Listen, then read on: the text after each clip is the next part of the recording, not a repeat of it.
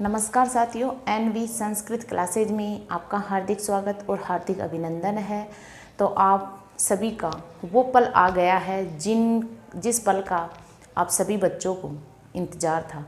वो पल आ चुका है कि फर्स्ट ग्रेड स्कूल व्याख्याता 2025 जो बच्चे संस्कृत की विद्यार्थी हैं, जिन्होंने संस्कृत विषय से तैयारी कर रखी है, उन बच्चों के लिए ये क्लास उपयोगी है। क्योंकि जो आपके ग्रामर है वो आपके सेकंड ग्रेड, फर्स्ट ग्रेड और रीट मेंस, इनमें जो कॉमन है वो मैं करवा चुकी हूँ इसी चैनल पर। अब लेकिन जो फर्स्ट ग्रेड में अलग है, ना तो सेकंड ग्रेड में है ना रीट मेंस में है, फर्स्ट ग्रेड में जो अलग टॉपिक है वो मैं करवाऊँगी, है ना। 8 से 10 टॉपिक हैं जो मैं करवा दूँगी आपको, है ना। तो आप ध्यानपूर्वक सुनना। आज हम वैदिक साहित्य शुरू कर रही हैं। फर्स्ट ग्रेड 2025 संस्कृत विषय वैदिक साहित्य, ओनली फर्स्ट ग्रेड के स्टूडेंट ही इसे देखें। अब सबसे पहले हम वैदिक साहित्य की चर्चा कर लेते हैं कि वैदिक साहित्य के बारे में हम चर्चा करते हैं कि वेद क्या है, वैदिक साहित्य को कितने भागों में बांटा गया है, किन किन विद्वानों ने क्या क्या इनके बारे में कहा है। तो आज हम विस्तार पूर्वक चर्चा करेंगे और मैं दावा करती हूँ कि अगर आप ध्यानपूर्वक इस क्लास को देखोगे तो 100% आप पूरी ढंग से समझ लोगे। ये बिल्कुल नोट्स मेकिंग पैटर्न पर आधारित क्लास है। बिल्कुल आपको साथ के साथ में कॉफ़ी पेन लेकर बैठना है, साथ के साथ में नोट्स बनाना है। यानी आपको संस्कृत का कीड़ा बना दूंगी मैं, लेकिन जो मैं बताऊँ आपको उसी के अकॉर्डिंग चलना है। संस्कृत में आपका सिलेक्शन पक्का है, ऐसा मैं 100% गारंटी के साथ आपको बोल रही हूँ कि अगर जिन जिन तरीक़ों को मैं बताऊँ आपको वो तरीके फॉलो करने हैं तो आपका सिलेक्शन 100% पक्का है। क्योंकि देखो, मैं संस्कृत में शिक्षण विद्या बताई थी तो उसमें से एक भी क्वेश्चन बाहर नहीं गया, जो ग्रामर बताई थी उसमें से एक भी क्वेश्चन बाहर नहीं गया रीड प्री में। तो आपको केवल साथ के साथ में याद करना है, नोट्स बनाना है, फालतू की बातों में दिमाग नहीं लगाना है। अब हम ध्यानपूर्वक सुनते हैं और ज़्यादा से ज़्यादा अभी इसको लाइक, शेयर और सब्सक्राइब कर दीजिए ताकि सभी बच्चों तक ये क्लास पहुंच जाए। हम बात करते हैं वैदिक साहित्य की कि वैदिक साहित्य विश्व के सबसे प्राचीन ग्रंथों की बात करें तो विश्व के सबसे प्राचीन ग्रंथ वेद है। वेद 4 है: ऋग्वेद, यजुर्वेद, सामवेद, अथर्ववेद। ठीक है। अब ऋग्वेद के जो इनके पूजा करने वाले होते हैं, इनको होता, अध्वर्यु, उद्गाता और ब्रह्मा ये नाम से पुकारते हैं। उनकी चर्चा हम आगे करेंगे। तो सबसे पहले हम समझ लेते हैं कि विश्व साहित्य के सबसे प्राचीन ग्रंथ वेद है। वेद शब्द में देखो, वेद शब्द में किन किन चीज़ों का ग्रहण होता है तो संहिता, ब्राह्मण, आरण्यक और उपनिषद, ये वेदों के अंतर्गत आते हैं। उपनिषद, इन सबको हम वेद के नाम से पुकारते हैं। संहिता, ब्राह्मण, आरण्यक और उपनिषद ये सभी वेद शब्द के अंतर्गत आते हैं। अब आचार्य मनु ने एक परिभाषा दी थी, वेदो अखिलो धर्म मूलम, यानी वेद सभी धर्मों का मूल है। वेदो अखिलो धर्म मूलम ये परिभाषा आचार्य मनु ने दी थी। मनु ने दी थी ये परिभाषा। फिर अगली परिभाषा है वेदाद धर्मौ ही निर्भवौ, यानी वेद से ही सारे धर्म उत्पन्न हुए हैं। ये 2 परिभाषा वेदों से संबंधित है। वेदाद धर्मौ ही निर्भवौ, यानी वेद से ही संपूर्ण धर्म उत्पन्न हुए हैं और वेद सभी धर्मों का मूल है।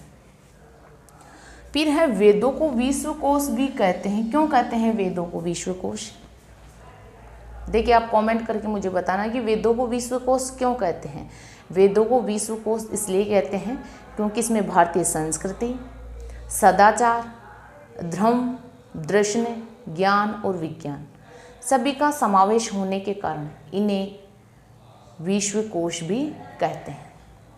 वेद अपौरुषेय है, इनका कोई पुरुष नहीं, तो वेदों को अपौरुषेय भी कहते हैं, विश्वकोश भी कहते हैं। विश्व के सबसे प्राचीन ग्रंथ भी वेद ही है। अब वेद शब्द विद धातु और घय प्रत्यय, दोनों शब्द विद धातु और घय प्रत्यय ये मिलकर वेद शब्द निष्पन्न होता है। कई बार इनकी व्युत्पत्ति ऐसे की ऐसे पहुंच ली जाती है। तो विद धातु और घय प्रत्यय बराबर वेद, है ना, विद धातु घय प्रत्यय बराबर वेद। अब वेद का अर्थ 3 अर्थों में होता है। 3 अर्थों में इसका 3 प्रकार से इसका अर्थ व्यक्त कर सकते हैं। ज्ञान अर्थ में, भाव अर्थ में। भाव अर्थ में इसका वेद का अर्थ होता है ज्ञान। क्रम अर्थ में इसका अर्थ होता है ज्ञान का विषय। और करण अर्थ में इसका अर्थ होता है ज्ञान का साधन, ज्ञान का साधन। अब मैं यहाँ लिख देती हूँ, एक बार आप समझ लीजिए। भाव अर्थ में इसका अर्थ होता है ज्ञान। क्रम अर्थ में इसका अर्थ होता है ज्ञान का विषय और करण अर्थ में इसका अर्थ होता है ज्ञान का साधन, ज्ञान का साधन। 3 अर्थों में इसका अर्थ बताया गया है। भाव अर्थ में ज्ञान, क्रम अर्थ में ज्ञान का विषय और करण अर्थ में ज्ञान का साधन, ये इसका अर्थ होता है। तो आप यहाँ से इसको एक बार रब कर लीजिए, लिख लेना कॉपी में। फिर एक परिभाषा के माध्यम से इसकी जो अर्थ है उसको व्यक्त किया गया है कि सत्तायाम विदते ज्ञाने वेति विनते विचारणे, सत्तायाम विदते ज्ञाने वेति विनते विचारणे, विन्दते विन्दति प्राप्तौ क्षण लुक क्षणम शेष विदम कर्मात्। यानी इसका अर्थ 4 अर्थों में होता है। सत्ता अर्थ में, ज्ञान अर्थ में, विचार अर्थ में और प्राप्त या लाभ अर्थ में। अब इसका अर्थ सत्ता अर्थ में होता है सत्ता, ज्ञान, विचार और लाभ। 4 अर्थों में इस श्लोक के माध्यम से इसका अर्थ बताया गया है ना। तो सत्ता अर्थ में इसका अर्थ होता है वस्तु के यथार्थ स्वरूप की प्राप्ति, यानी वस्तु का यथार्थ स्वरूप क्या है। फिर है द्रम, यानी इसका जो ज्ञान अर्थ में होता है वो होता है द्रम और ब्रह्मा का ज्ञान, द्रम और ब्रह्मा का ज्ञान। फिर विचार अर्थ में है द्रम और ब्रह्मा पर विचार किया जाए। और लाभ अर्थ में या प्राप्ति अर्थ में है ब्रह्मा के यथार्थ स्वरूप की प्राप्ति। तो आप इसको लिख लीजिए, वस्तु के यथार्थ स्वरूप की प्राप्ति, यानी वस्तु का यथार्थ स्वरूप क्या है। ध्रम और ब्रह्मा, ध्रम व है ना, ध्रम और ब्रह्मा का ज्ञान, ध्रम और ब्रह्मा का ज्ञान और ध्रम और ब्रह्मा पर विचार, ध्रम व ब्रह्मा पर विचार। और इसका है ब्रह्मा के यथार्थ स्वरूप की प्राप्ति, ब्रह्मा के यथार्थ स्वरूप की प्राप्ति। इन 4 अर्थों में वेद का अर्थ बताया गया है। अब देखो, सत्ता अर्थ में वस्तु का यथार्थ स्वरूप की प्राप्ति, यानी वस्तु का यथार्थ स्वरूप क्या है। ज्ञान अर्थ में है ध्रम और ब्रह्मा का ज्ञान। विचार अर्थ में ध्रम और ब्रह्मा पर विचार, चिंतन, मनन। और लाभ या प्राप्ति अर्थ में है ब्रह्मा के यथार्थ स्वरूप की प्राप्ति, वही वेद है। तो ये बिल्कुल नोट्स मेकिंग पैटर्न पर आधारित क्लास है, आप इसका स्क्रीनशॉट ले लीजिए।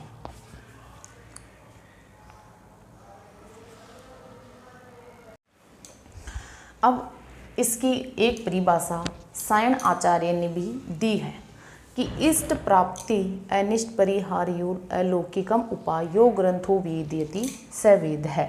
ये परिभाषा आपकी सायण आचार्य ने दी है, सायणाचार्य ने ये परिभाषा दी है।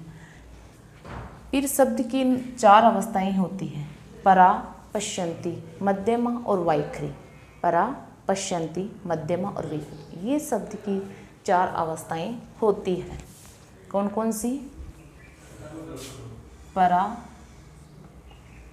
पश्यन्ति, मध्यमा और वेखरी और वेखरी, ये शब्द की 4 अवस्थाएं होती है, परा, पश्चंती, मध्यमा और वेखरी। फिर अगला है वेद व्यास जी ने चारों वेदों का ज्ञान अलग अलग विद्वानों को दिया है।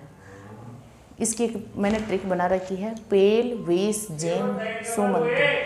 पेल, वेश, जेम, सुमंतु, इनको इनका ज्ञान दिया। तो वेद व्यास जी ने ऋग्वेद का ज्ञान पेल को, पेल महोदय को, यजुर्वेद का ज्ञान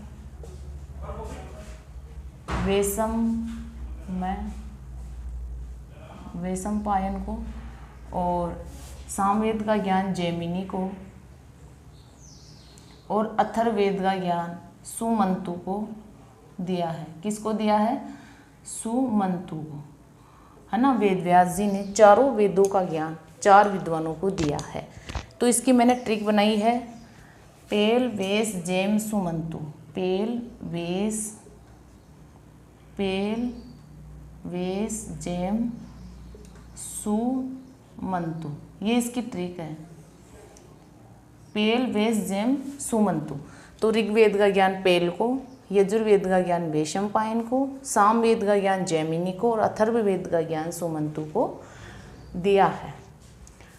अब मंत्र और ब्राह्मणों को ही वेद कहा गया है। मंत्र ब्राह्मणयो वेद है इति, वेद मंत्र और ब्राह्मण ही क्या है? वेद। तो मंत्र के अंतर्गत ऋग्वेद, यजुर्वेद, सामवेद और अथर्ववेद। मंत्र के अंतर्गत देखो आपके ऋग्वेद, यजुर्वेद, सामवेद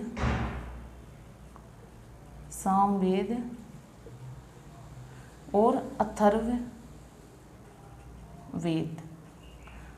ये मंत्र के अंतर्गत आते हैं। देखो ऋग्वेद, यजुर्वेद, सामवेद, अथर्ववेद, ये मंत्र के अंतर्गत आते हैं। और ब्राह्मण के अंतर्गत आपके ब्राह्मण, आरण्यक और उपनिषद। इसके अंतर्गत ब्राह्मण के अंतर्गत ब्राह्मण, आरण्यक और उपनिषद, ये तीनों ब्राह्मण के अंतर्गत आते हैं। उपनिषद मंत्र के अंतर्गत चारों वेद, और ब्राह्मण के अंतर्गत ब्राह्मण, आरण्यक, उपनिषद, तीनों को समावेश किया गया है। तो आप साथ के साथ में नोट्स बना लीजिए। मैं 15 मिनट से ज़्यादा क्लास नहीं दूंगी, क्योंकि आपको साथ के साथ में याद करनी है, इसलिए इतनी ही क्लास दूंगी मैं। 15 मिनट से ज़्यादा क्लास नहीं दूंगी, है ना, क्योंकि ज़्यादा बड़ी क्लास दूंगी तो आपका 1.5-2 घंटा टाइम ख़राब होगा। और हम इसको रोज़ क्लास आएगी, है ना। तो आपको साथ के साथ में नोट्स बना लेना है। साथ के साथ में जो ग्रामर की क्लासें दी गई है इसी चैनल पे, है ना, शिक्षण वीडियो की क्लासें हैं, उनके भी आप नोट्स बना सकते हो, पढ़ सकते हो। शिक्षण विधियाँ बहुत बेहतरीन तरीके से आपको करवाई गई है, तो आप वहाँ उनको पढ़ सकते हो।